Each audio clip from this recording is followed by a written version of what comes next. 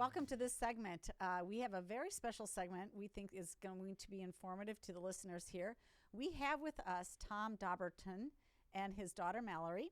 And Mallory is a junior at Downers Grove North High School, and it's been one heck of a week here in the state of Illinois when you look at all the chaos that has been created by school districts resisting rather than complying with the court order to essentially let kids go mask optional. And from my point of view, and I've talked about this extensively in previous segments, and we've played Tom DeVore, the attorney who took the cases on, we played his comments about it. It's pretty clear that regardless whether or not you were a individually named plaintiff in that lawsuit or even an individually named school in that lawsuit, it's pretty clear that regardless, in the footnotes, the judge clearly laid out the fact that these emergency rules are illegal and therefore void. So regardless if you're a named plaintiff, you should be able to essentially argue that you need due process rights in order for a school or a government to mask you, which is a modified form of quarantine. That's why you need due process. To quarantine you, you need due process. This is a modified form of quarantine. That's the rule. That's the law. Pretty clear. What's interesting about this is that D99, who's run by Hank Thiele,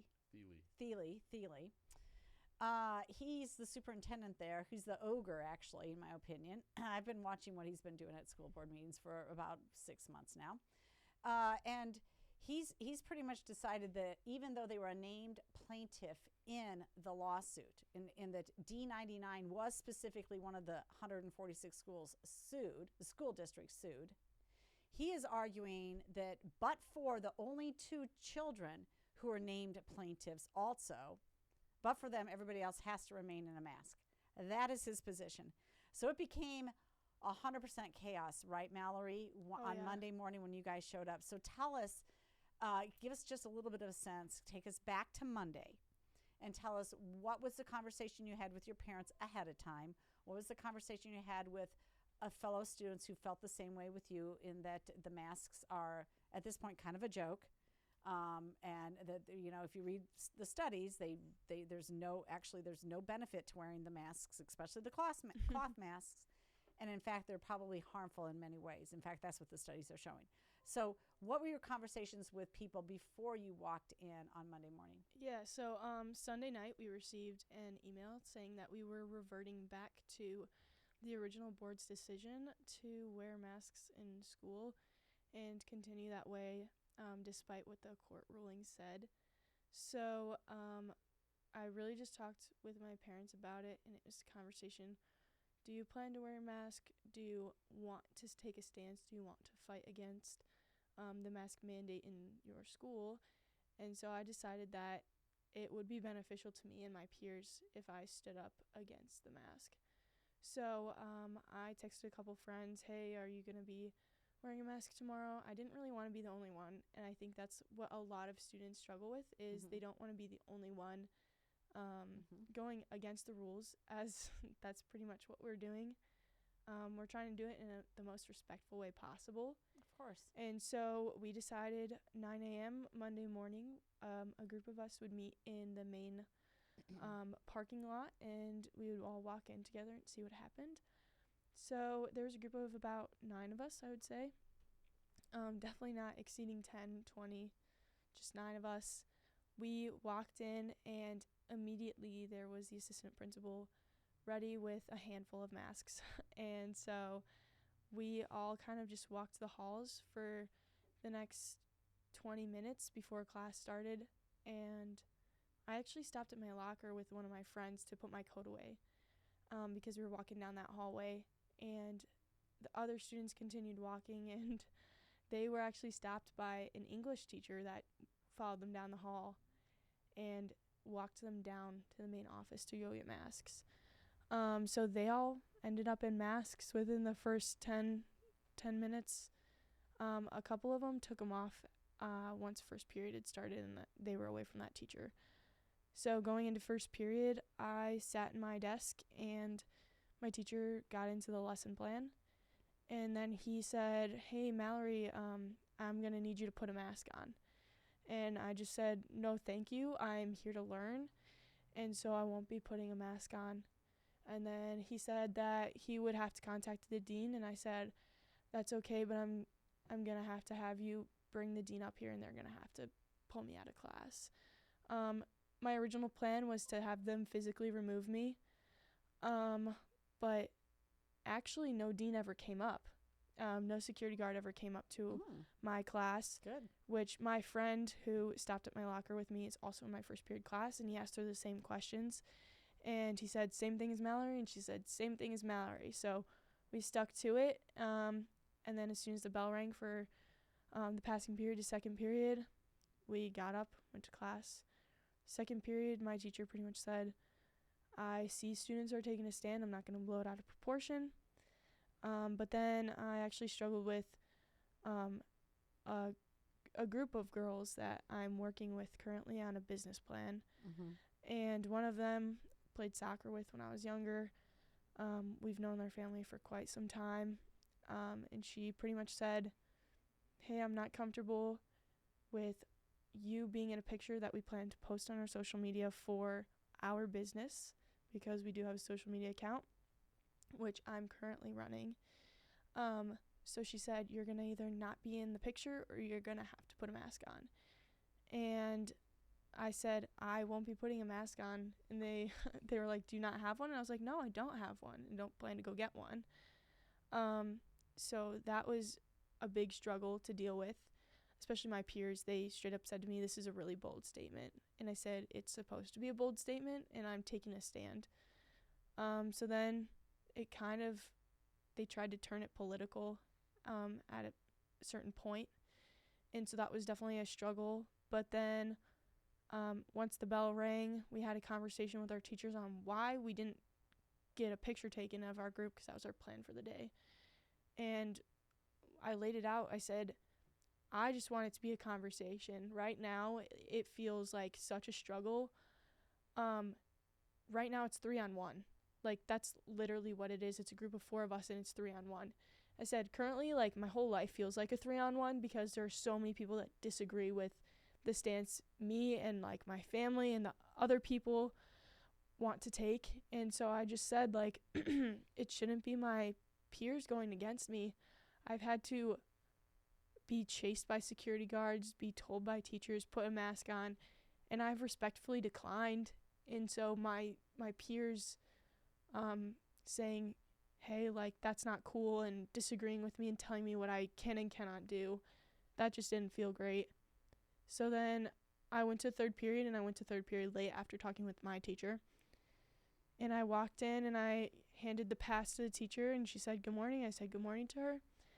And then one of the other students actually asked me, she's like, hey, like, how's your weekend? And I was like, oh, good. But I could tell she was, like, a little, like, sheepish in a sense.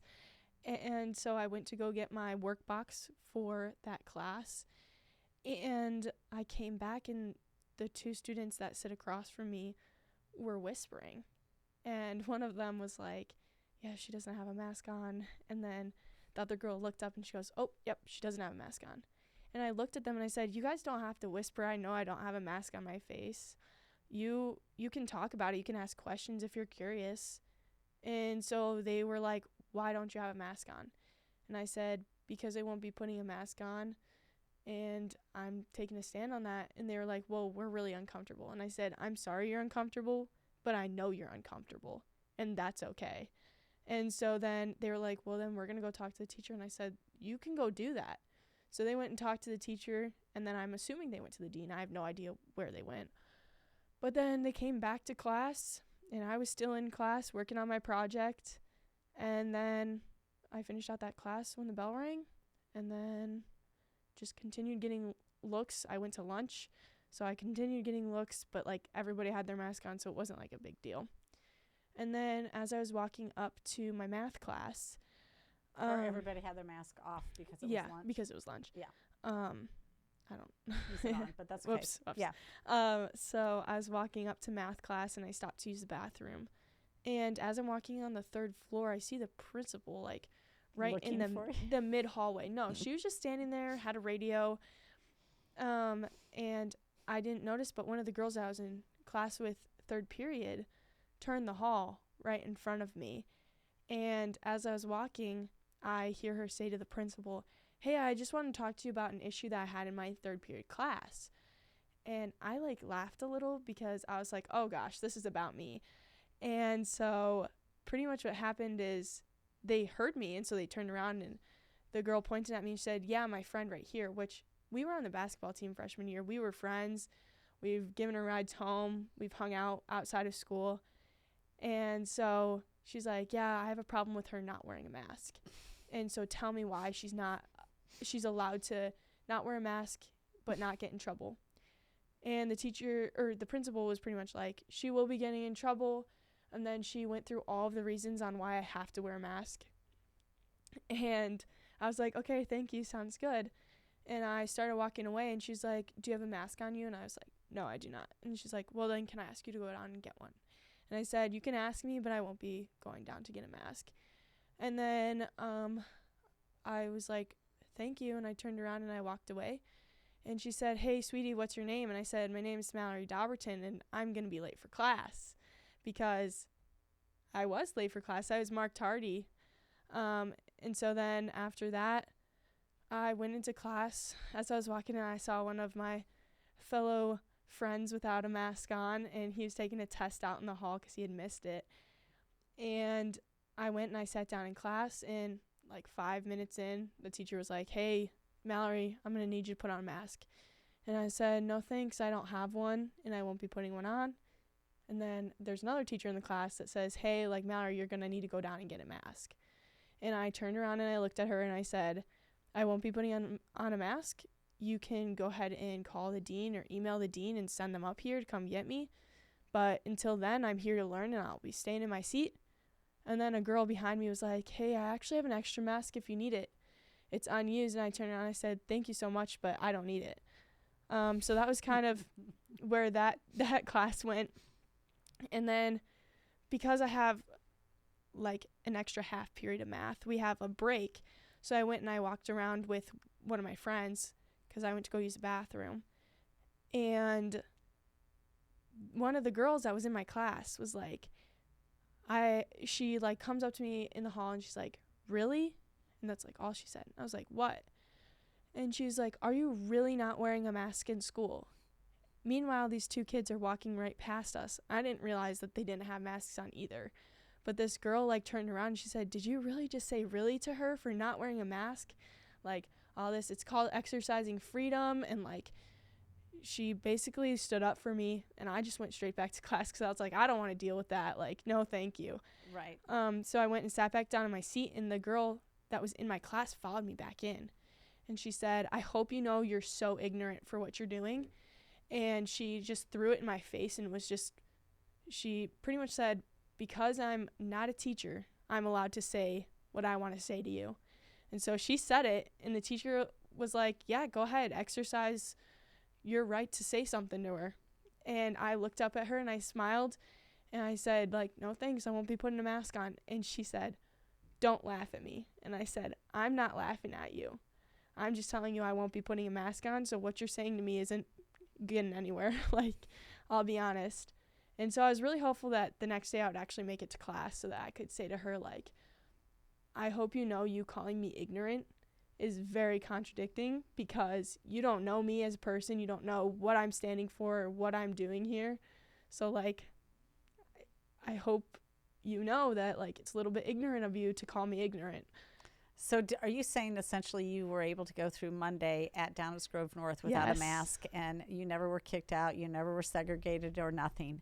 Nope. So then it seems to me let's just go forward a little bit here, which I love your long explanation about I go on and on. blow by Cut me blow. off. That's really good. But then apparently they must have all gotten together and said, "Wow, we have a problem on our hand," because there's actually people who are defying what we put down. And again, we were talking about this a little bit earlier, Tom, and essentially Downers Grove position was that the court essentially said, but for the named plaintiffs, the TRO, the temporary restraining order, doesn't apply. And the court basically said school districts are free to do what they want. It's releasing the mandate coming from the state, saying instead that the school district gets to make their rules. And so your school had always been mask required, and even when a lot of school districts last summer, before Pritzker's mandate on August 4th came down, they were going, your school was still mask required. Is that correct? Yeah. Yeah, they did put a policy in Okay, place. so It was a back-to-school plan that they Okay. delivered August 2nd all right. of last year. And in that plan, there is a metrics, which you look at the numbers that they require for it to be considered healthy to go unmasked. There is a metrics that they call out. We've yet to reach those numbers that would allow us to go mask optional. So there is a mask optional section in their back to school plan. We've just never been able to be healthy enough to be there. But when you look at our COVID numbers, they're fairly low, and you just know that those numbers that they put in place are But pretty for example, unrealistic. though, I'm imagining, and I don't know what the policy is. Maybe you can inform. I'm imagining, though, that it's based on test positivity rates and not actual hospitalization of school children. It's COVID cases in DuPage County over the last 7 days.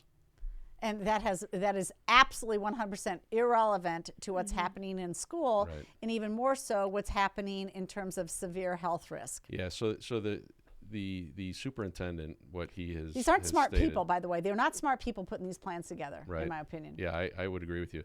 So the Would you get what- away what with that? he's- And you're in a pretty technical field. I mean, how many people get away with such sloppy data analysis and predictions, ruling everything you do in your work environment? Who gets away with that in the real world?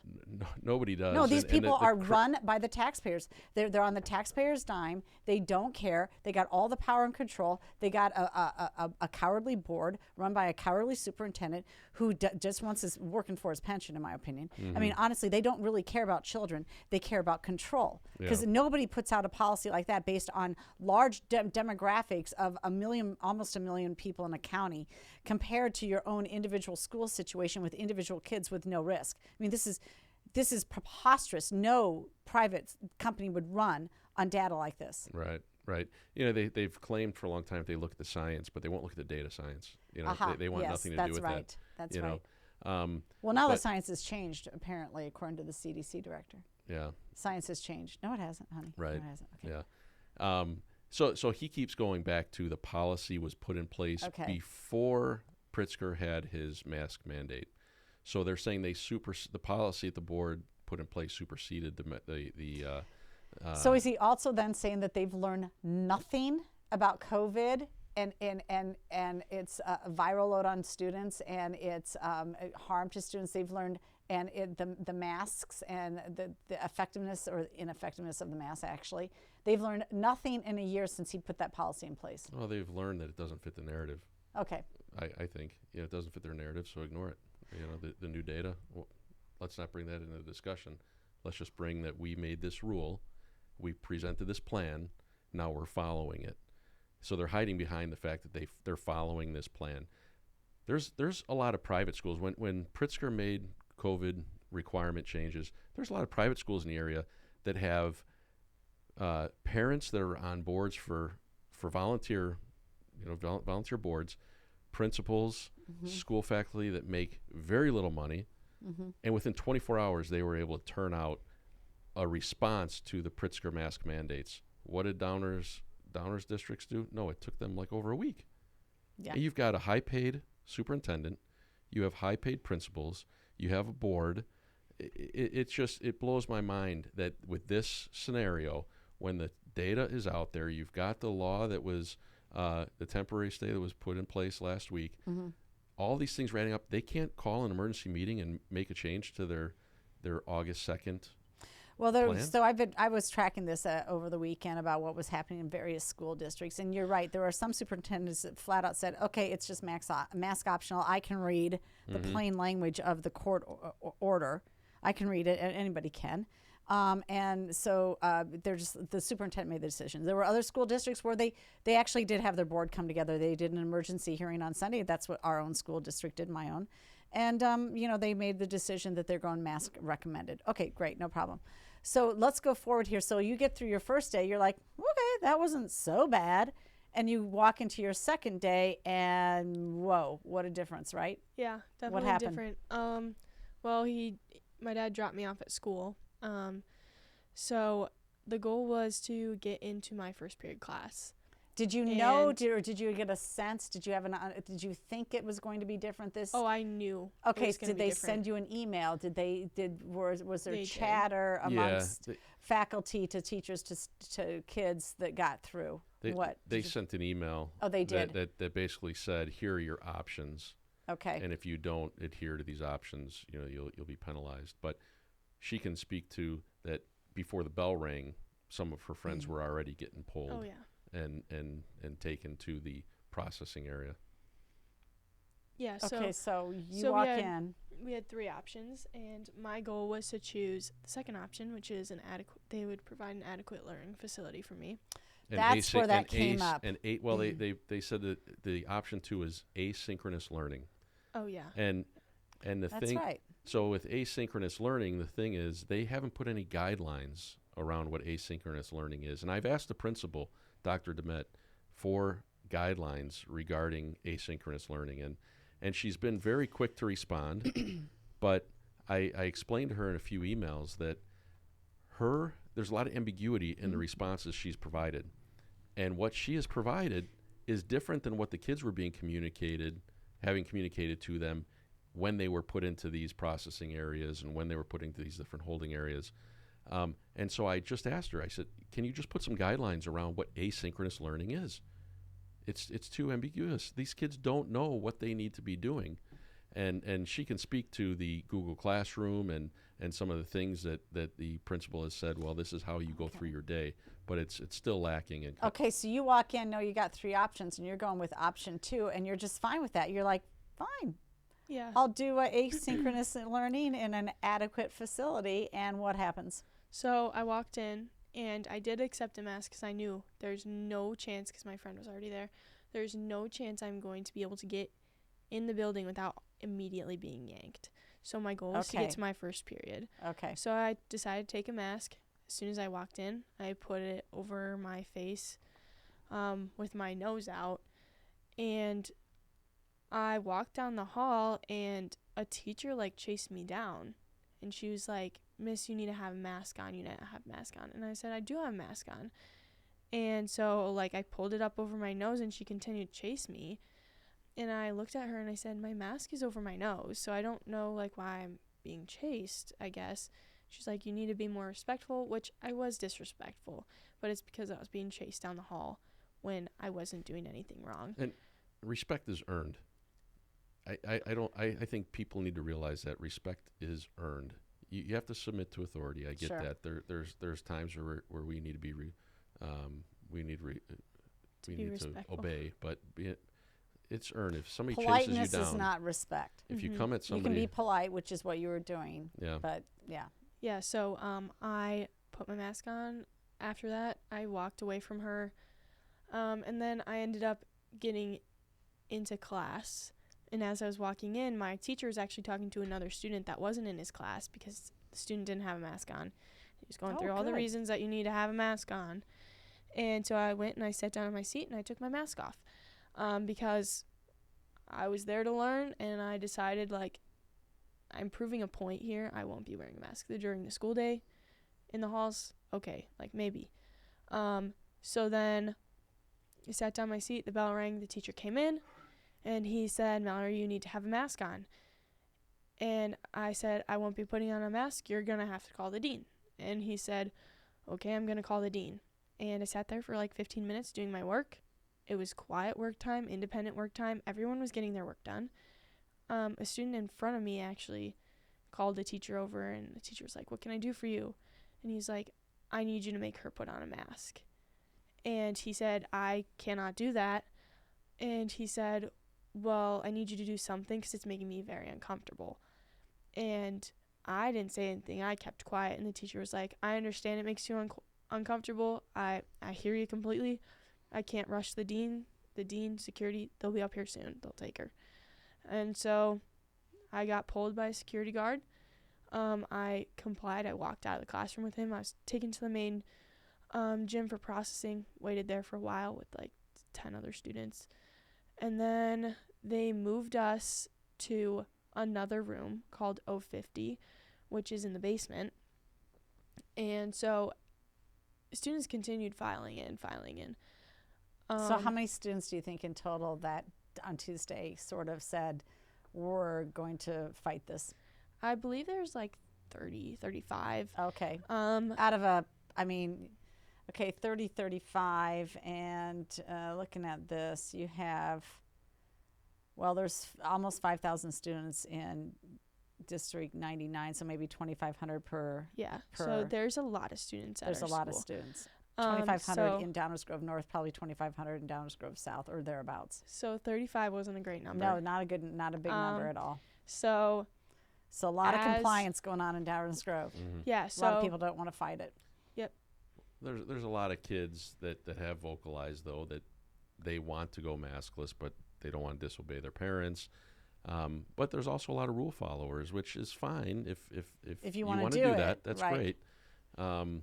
But she is choosing not to. And one thing I would say, I'm very proud of her. Yes, I am too. She's done a great job of keeping herself together and being very respectful. And so I did get a chance to talk with one of her deans, and we had a great conversation. And talking through this, I can tell the weight that is on some of these folks that they didn't subscribe to this. They didn't ask for this, right? Some of these teachers, some of this faculty. And so we've just continued to have the conversation that let's just be respectful to these folks. They're basically implementing what the board and Hank Thiele have said that they have to implement. So just kudos to her and all these kids who have shown a brave, taken a brave stance the last couple of days. I'm amazed. Right. It's remarkable, though, that literally school districts that are in your same sports conference, for example, completely opposite viewpoints. Yeah. So this is nothing about there's nothing here about the science. Truthfully, there's just not. Mm-hmm. It's really all about control again. It's pride and power. It's just power and control. So you go through your day, you get segregated, you're down in this basement room, and you're just segregated for the whole day pretty much. Yeah, so actually... did you have your Chromebook with you? Are you told to work? Are you supposed to be doing anything? Are you able to Zoom into a class or anything? You're not able to Zoom. They don't have Zoom available What's anymore. the asynchronous learning then, if you're not able to go and see what the teacher's doing in class? It was different on Tuesday than it was today. And 050 wasn't the last location I was moved to. So I'll just walk you through that real quick. I was actually pulled from 050 to be walked to the dean's, which I have to walk straight through the commons, where a lot of students are in study hall because it's second period, and I've already been moved.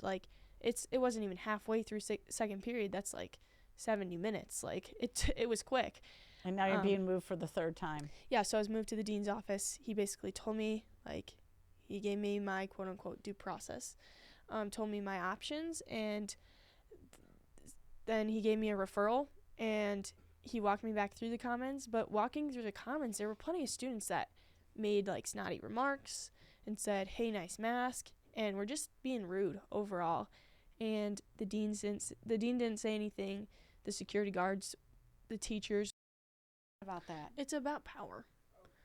Let's be honest. Yeah. Video's recording again. Okay. Don't know what that was. All right. So you may have had just a little brief break in the recording. We're back with Mallory and her father, Tom Dauberton, and so we appreciate them being here. And so, Mallory, you were just telling us about your second day, and you're kind of towards the end of it where you'd been moved around quite a bit. And we got off into a side conversation about whether or not are the kids really fearful of this virus? Do they, I mean, I imagine, first of all, that they're probably over half of them are probably vaccinated and boosted, probably.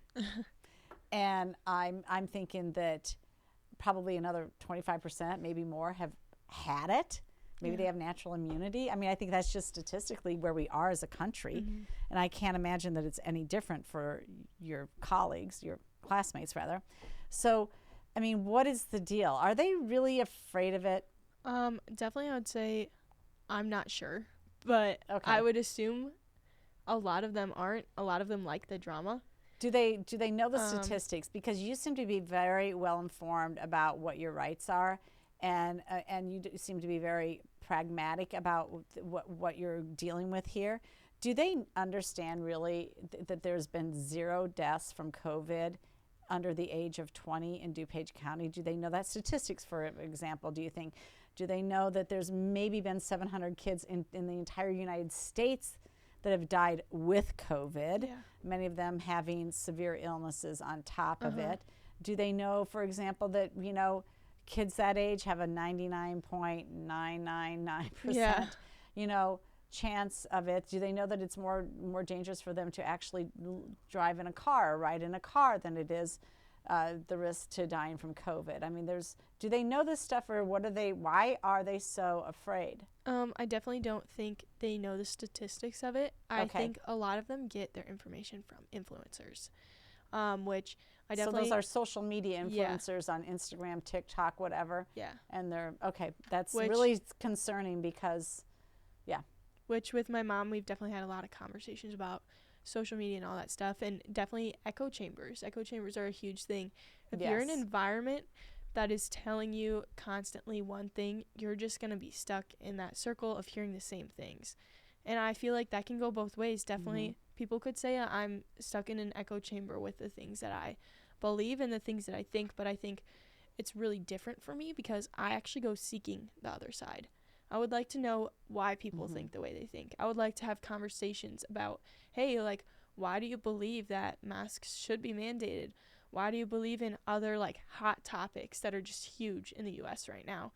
And so I think a lot of kids, Right. like, they create it into an argument and a competition, which it really doesn't need to be. It needs to be, hey, like, this is my opinion and you need to respect that. And I think, like we were saying, like, respect is earned. And so I think definitely, like, you need to just understand, like, if you're gonna not respect me and the things that I believe, it's gonna be hard for me to respect you and give you that mutual respect. So I think, like, I have no idea what their stance is on, are they actually fearful? I think there is an instilled fear in plenty of Americans and plenty of high school students because that's what's been being preached to them for 2.5 years. So definitely, I would say it's a Okay. pretty real fear. All right, One before we quick- go to your third day, let's turn to you. What's going on here? So I was just gonna ask her about before Monday, and going back to the fear question. Some of these kids that called you out in class, what was their behavior like before Monday and masks? Okay, so I would definitely say for a couple of them that did call me out, there was a genuine fear. The girls in my third period, definitely a genuine fear. For one of them, the girl in my math class, genuine fear. The girl in my third period actually asked me once, like, hey, Mallory, can you pull up your mask for me? I'm just not, like, and I did. I respected Right. that because I was like, hey, she asked me really nice if I could pull up my mask. I'm not going to be sitting at this desk all day. I can go pull my mask down if I really need to. But I respected that, and I think, like, that's kind of where my issue is with her personally, is, like, I respected you when you've asked me and when you've talked about COVID with me. I've respected your whole stance on it. As for the girl in my second period, we've sat across from each other, both snacking on food. The whole period, mask both below our chin. The teacher, he encourages us to pull our masks up, like, hey guys, like, come on, put the masks up. But it's never really been something that she's like, oh, I'm scared of COVID, and oh, this is a real fear for me. And it wasn't really a real quote unquote fear for them until I wasn't wearing my mask. And then it was, Mallory, do you know all the health issues with you not wearing your mask? Mallory, do you understand? Yeah, I can't breathe. I can get bacterial infections. I Yeah. can, I'm breathing in my own CO2. That's not healthy. So there is definitely, like, oh my gosh. there's definitely three different sides to it. One's genuinely fearful, the other's polar opposite, where I'm Right. standing is I want the option, and the middle option is when it becomes which side are you. Right. If it's popular to shame the kids that aren't wearing their masks, you're going to shame them. But when it's popular to sit in class and snack on food and not wear your mask, then that's where they stand. So there's definitely Right. those middle leaners, and you get that really with anything, I'd say. Okay. Okay, great. Good. Yes, Where do we go from here? that's a good question. We were talking about that on the way over here. Like, what are we looking for? And from the beginning, it was she's there to learn. We want her in a class to learn. Right. And so when she reached out to me saying, "Dad, they're moving me again," I right away was like, "Okay, well, what does the learning environment look like? Where are they putting you?" Right. And Because, so by I the was way, very they're the ones. This was option 2, This an was option adequate 2. learning Yeah, they environment, told us, asynchronous. yeah. That was one of their options. It was That's one right. of their options, Right, yeah. and so that's one of the questions that I've given back to the district, both the principal at North, as well as the board, and Hank Thiele. Yeah, because I by said- the way, they're spending almost $20,000 per student to educate Mallory. Mhm. You Yeah. would think that they could find an adequate place for her to have an education. But yeah, find the adequate place and at least put some guidelines around what Absolutely. asynchronous learning is, and that's what threw me for a loop when she was not getting her assignments posted to Google Classroom, which they said they were going to do. I asked, "What do you guys consider to be asynchronous learning?" And there's no definition that they've put around this, yet they've put it as an option. And so when we were talking, I said, "Mallory, if they can't give you adequate facility, they can't even afford you a desk to put your Chromebook at, that's a problem. You're a student under," they call it in loco parentis, right? Portal to portal. They're responsible for that student from the time the student leaves their front door That's to right. the time they return. And so while my kid is in your portal to portal, you're responsible for them, you keep saying, yet you can't even give my daughter a desk? She should have adequate facility. And so she sent me a picture showing where she was sitting. She's sitting in a choir room, feet on a chair to make her legs a desk. And I said, "Mallory, you really probably should ask them for adequate Which facility. It's not actually- good for your back. Yeah. There's all kinds of problems that come Right. with sitting this way." And so she asked for adequate facility. And what do? They put her in a room by herself, 4 walls and a door, with a desk, and they say, "There's your adequate facility." No supervision. And I'm just like, this is not right. She shouldn't be isolated. So they're not even trying to work with their own program that they set out as an option, which is option 2 that you've chose. I mean, this is this is about punishment. This Yeah. is about, we're going to break you down until you conform to us. We're not going to conform to you. We don't actually believe what we said, which we don't believe in equity. We don't believe in diversity of, obviously no diversity of opinion is ever allowed. We don't believe in any of that. I mean, they actually are violating what they pretend to believe in, which is that students have a voice. We want students to stand up for themselves. They don't believe that. Yeah. There's no more of this charade anymore. We're not, you want kids to be activists. No, you don't. I mean, that's part of what they teach with culturally responsive teaching and leading standards. They literally, part of what they want educators to infuse into their students in the future is this idea that you can be an activist and you can stand up for yourself. No, you don't. No, Yeah. you're proving that you don't want that. You want conformity of thought, conformity of action. You obviously are not scientific. I mean, I just could go off on this forever. But I mean, what's going to happen tomorrow? Let's take us to Well, there, because we've been going a long Personally, time here. I won't be in class tomorrow in school at all, because I plan to go tour another school, Okay. another high school. And that Smart was move. actually a decision we made before this whole court case was actually settled. Okay. Actually, I guess slightly settled, I guess you could say. But Friday, we're hopeful to have even more kids. I'll definitely be staying updated. I'll be on my phone, checking in on the brave soldiers over at Towners That's Grove. just Yeah, North. wonderful. These that's- kids need to yeah, be so- supported. So we had been talking as a family that we have lost all trust in the superintendent and the board at District 99. And we have another daughter that'll be a freshman next year. Mallory Oh. will be a senior. And we have 2 boys behind them. So Wow. we have 8 years of Downers North that's scheduled. And we have 2 sons that already went through Downers North. it does not look the same as it did when our son Trevor started his freshman year. I think it was 2014, I say somewhere that around same there. about. I say that about my own school. I have 5 children, and I'm on my last child, senior. So we were just getting through, but there's been a dramatic change from my oldest to her. Yeah, so it's financially it's tough. Yes. Right. I have 2 in college. Mallory and her sister will be freshmen and seniors. So we're looking at private school. I told my wife we have to start tightening the belt and acting like we're in bankruptcy and putting every penny away so that we can afford to send our kids to our daughters to a private school. We will not continue this nonsense.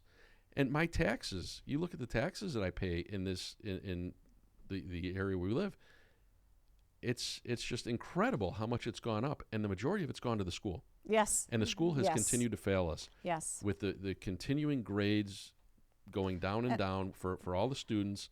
And It's just a little caveat here. Let's remember, Downers Grove also received millions of dollars in COVID relief money, and if that wasn't to build an adequate facility for for people, then I don't know what it was used for. Which, Yeah, we were talking about that this morning, Mm-hmm. because he was kind of running me through, like, hey, I was reading up on Pritzker possibly dropping the mandate for all indoor facilities except for schools. That makes no sense. Today. So we just talked about, like, where's the money? And the money is in the students. And so they're trying to keep masks on us as long as possible. They're trying to keep that government funding. And so we just talked about that quite a bit. So You're an impressive young lady. You've learned quite the lesson, right? Oh yeah. Past anything that you could learn in a school book. I think, honestly, the last year and a half has been quite a lesson in government, science, politics, all of it, right? Yeah. Yeah. It's these kids' moment. You know, they are part of history, and it's every school that's pushing back on these kids. We just need them to be educate themselves on what's right, what's wrong, what their rights are, and stand for what they believe. And so I'm proud of her and her classmates. And it is sad. We heard some that ran out of school crying. There was a girl yesterday that ran out of school crying. There was one boy. It's a friend of ours, their son, who wouldn't get up from his desk, and it's insane. The teacher and all the students stood up and left and went to the library because they felt unsafe and they wanted to be away from this kid. No way. Yeah. No Yeah, way. so that's a pretty big stance that they just took there, with They're leaving all a gonna leaving a student unattended yes, in the classroom for one. Well, Mallory, listen, you are all going to look like the common sense, sensible people, true patriots, freedom of choice here. You're going to look terrific, and these other folks are going to look ridiculous when all of this comes out about all the damage they have done for 2 years to the economy, to businesses, to families, to children, to academic achievement, everything. I'm telling you, this is a monumental period in our history. It truly is. And when the stories are written, it's going to be people who had a level head and could see through this with facts and reasoning and not hysteria. They're the ones who are going to look right, and these people need to apologize. Hank Thiele, his school board, the teachers who have bought into this stuff, I mean, they need to apologize. They need to admit it now that they were incorrect about COVID, its severity. We knew this, by the way, very quickly. Within 2 months, we knew who was most vulnerable to this. We knew how to better treat it. We never talked one bit about getting healthier, losing weight, taking your vitamins, getting fresh air, getting your exercise. We never talked about that. We talked about medical protocols that are now failing many people. And if you look at it. And in the end, you're going to look like the hero, the common sense person, and the rest of these people are going to just look as foolish as all get out. And they need to apologize, though. They need to apologize so that this never happens again. Yeah, that's definitely something I've been thinking about today. Is I really look forward to the day when Hank apologizes, but I don't think his pride will allow him to do that. No, they're way too prideful. They've got way too big of an ego. But what they've done to kids has been really damaging. The kids have committed suicide over the isolation. It's been devastating. Well, devastating. That's what I said yesterday in one of my meetings with the school. Is I said I would doubt that Hank has sat with a kid who's been crying and working through it with their kid. He's probably never been on that side of it. No. So we as parents have. We have seen the stress this has put our kids under. We have seen kids crying, hugging our kids, trying to talk them through it. And it's amazing to see even teachers put there's one teacher that said that these kids are playing a game. And that kind of threw me for a loop earlier today when I saw that. My daughter is a pawn in their game. That's exactly right. She is not playing a game. She is a pawn in their game. That's right. To say that my daughter is playing a game is asinine. It's frustrating. It's unbelievable. Enough. Our kids have had enough. If people want to put their mask on their kid, fine. Put your mask on your kid. My daughter wants her choice. Well, we agree. I think what he said there is a good point. Like, my daughter said her choice. And that's the thing is I've had the option this whole time. Like, it's been, Mallory, what do you want to do? When it's time to call it quits, you can go ahead, call it quits. And I think that's super important to, put that on your kid. Hey, it's your decision. You're a young adult.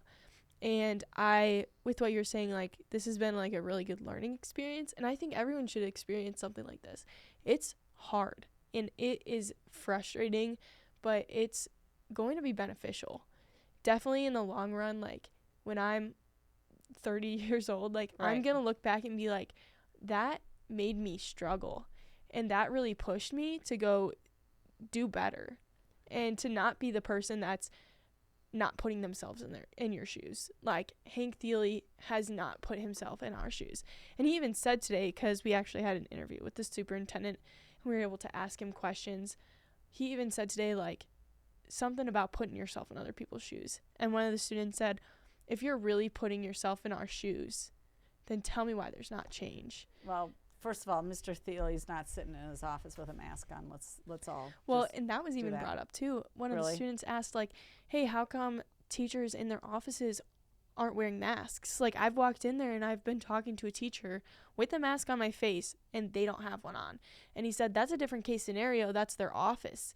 And then some student was like, well, what's the difference of me sitting in class without a mask on? Or sitting at a dining table. Yeah. There is no difference. They know it. Game up. Game over.